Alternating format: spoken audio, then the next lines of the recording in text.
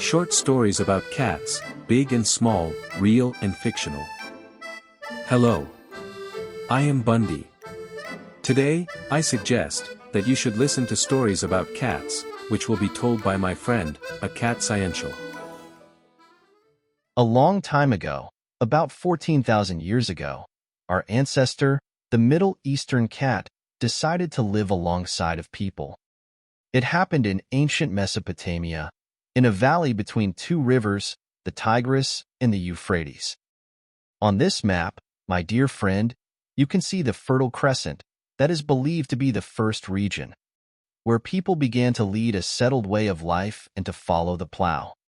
Soon, near the grain reserves, there appeared mice. And where there are mice is the perfect place for a smart cat to live. The first cities and countries in human history arose in Mesopotamia, such as, for instance, Sumer, circa 5500, circa 1800 BC. It was the Sumerians who first came up with the myth of the Great Flood. This is, of course, not surprising, because they lived in the valley between the two rivers. One wise man, whom the gods had warned against the forthcoming catastrophe, built a huge ship, the Ark. During the flood, people and many different animals took refuge in it. The man took supplies of grain and other products with him onto the Ark and, of course, mice started living in them. Fearing that the mice would eat all the supplies, the man began to ask the gods for help. They took pity upon him and told one of the lions to sneeze, and that was how the first cat appeared. My dear friend, of course you understand that it is just a beautiful fairy tale. The Sumerians did not deify cats, but there is a Sumerian proverb that has come down to us. A cat is valued for being a cat, while a mongoose is valued for what it does. It turns out that the Sumerians valued and respected cats, not for their practical use, it means catching mice, but they saw in us, worthy of respect, beings with a rich and mysterious inner world. I would even say, transcendental, it means supernatural or extramundane, going beyond the limits of the cognoscible.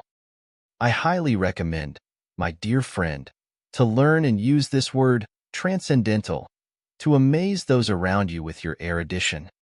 They say that after seeing cat paw prints on wet clay, the Sumerians invented their cuneiform writing. They also believed that if you see in a dream that you caught a cat, it means that your wishes will come true. Together with ancient agriculturalists, cats spread throughout the Middle East. The ancient Egyptians loved cats so much that they deified them. The feline goddess Bastet was one of the most revered Egyptian deities. In Hinduism, each god has his or her own animal, the Vahana, which carries this or that god and helps them in difficult situations.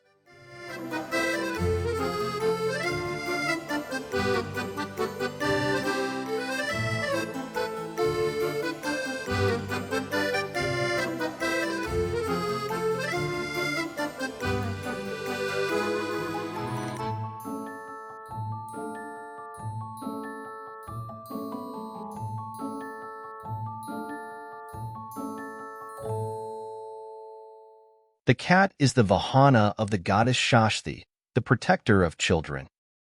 Far from India, in the north of Europe and in Scandinavia, people believed that the goddess of love and war, Freyja, is carried by cats, harnessed to her chariot. The Celts, who lived in Britain and Ireland, considered cats to be both magical creatures and pets. There is a story of a peasant who was walking home and saw a funeral procession. Big cats carried the coffin on their shoulders and cried, "The king of the cats is dead." The surprised peasant hurried home to his wife and told her what he had seen. Their domestic cat heard this story and cried out in a human voice, "The old king is dead? So, now I am the new king of the cats," and disappeared.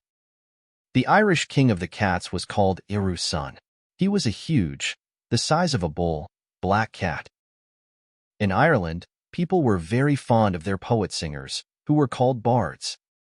One day, During a feast, the Irish bard called Shunhan Torpeist criticized all the dishes that he was served. After much persuasion, Shunhan Torpeist agreed to eat one egg, but it was stolen by rats. This inspired him to compose a satire in which he derided the Irish cats for failing to keep Ireland free of mice. Having heard it, Írusán rushed to the castle and scattered its defenders, grabbed the bard, and dragged him to his lair. The great poet would have died ingloriously, but St. Ciaran stopped the cat and saved the bard. And, do you know what Shunhan Torpeist told him? "I would rather die being eaten by a cat than go back and eat that disgusting food." Now, let's move to the other side of the globe, to Japan. In Japanese folklore, the most famous shape-shifting creatures are the kitsune, a fox, the tanuki, a raccoon dog, and the Bakeneko, a cat. A cat that is more than 13 years old, or weighs more than 3.75 kilograms, or has a very long tail, can become a Bakeneko. In the latter case, the tail usually forks, and such a cat is called a Nikomata. A Bakeneko can create translunary fireballs and walk on its hind legs. It can revive a dead person by jumping over him or her, or, au contraire, to take revenge for an insult by swallowing a person and taking on his or her appearance. The Japanese cat, called Maneki-neko, is well known throughout the world. It is a symbol of good luck and prosperity.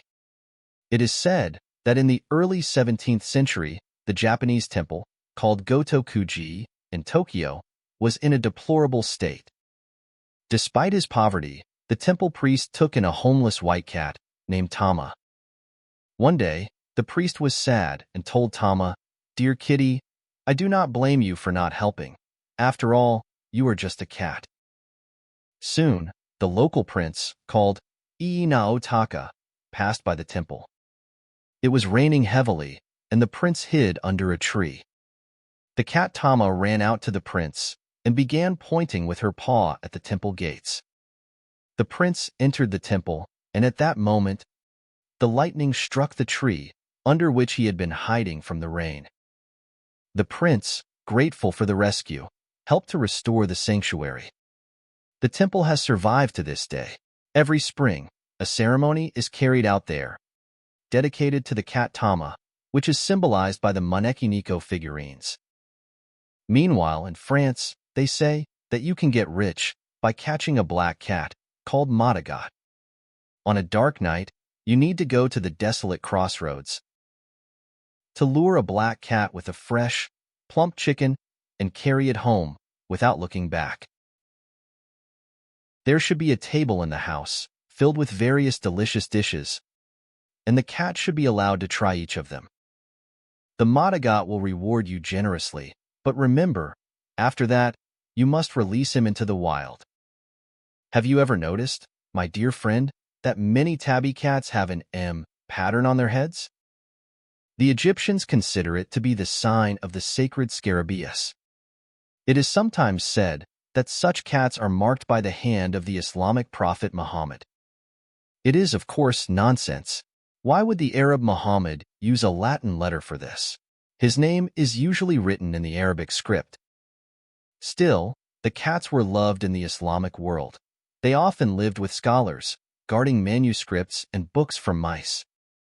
Cats with the letter M on their foreheads were also revered in Christianity, since one day a cat warmed and calmed the Christ child.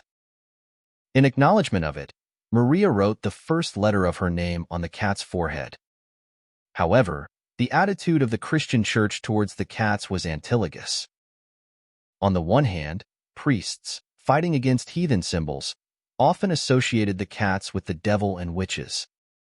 In the Middle Ages, these animals were often victims of superstitions and cruelty.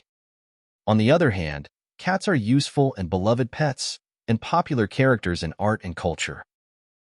Since the 1980s, Saint Gertrude of Nivelles has been called the patroness of cats. It can be assumed that she was chosen because in ancient paintings, this saint was depicted with mice at her feet or on her staff.